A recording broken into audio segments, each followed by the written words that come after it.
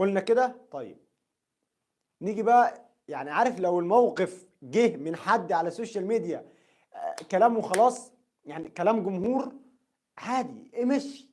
يعني انا قلت مثلا على السوشيال ميديا والله انا هشجع الاهلي، انا مش معروف، انا مهما كان مش معروف، ولكن حضرتك انت واحد بتطلع على التلفزيون بتأدي رسالة اعلامية المفروض ليها قيمة، والقيمة المفروض تخدم المجتمع اللي انت فيه، والمفروض تخدم الحاجة اللي انت بتتكلم عنها.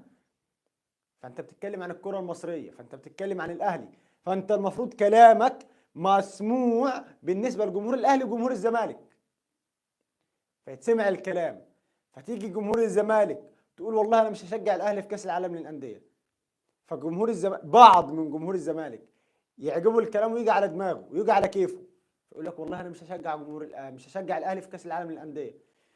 فشخص تاني يعجبه الكلام ويجي على مزاجه يقول لك والله العظيم انا مش هشجع الاهلي في كاس العالم للانديه. ايه يعني المشكله؟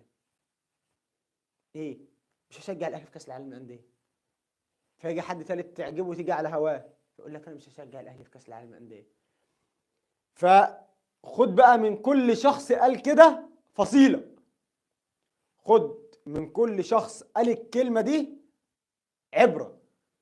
ايه هي العبره بقى؟ انه الشخص ده مش لوحده، انه الشخص ده ما قالهاش لوحده، لا، ما هو الشخص ده قال، الشخص ده قال، والشخص ده قال. اضرب واحد في واحد في واحد في واحد في واحد عشان توصل للعدد النهائي اللي هو بقى تبدأ ايه؟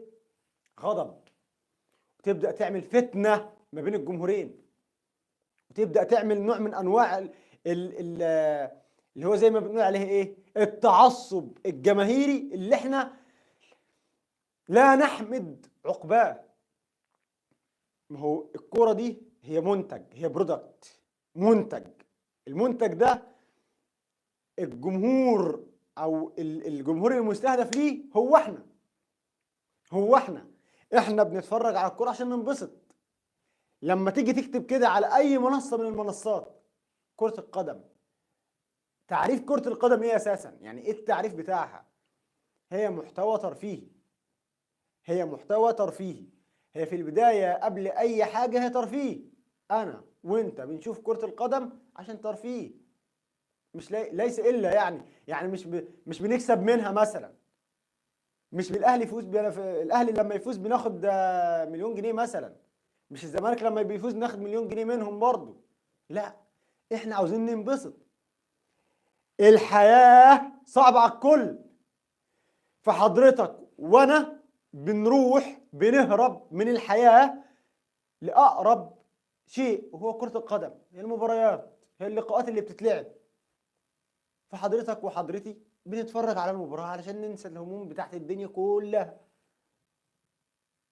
فالمفروض حضرتك شخص سوي، المفروض انه انت بتقدم رسالة اعلامية، والمفروض انه الرسالة الاعلامية دي انت بتاكل منها عيش، فالمفروض تحترمها.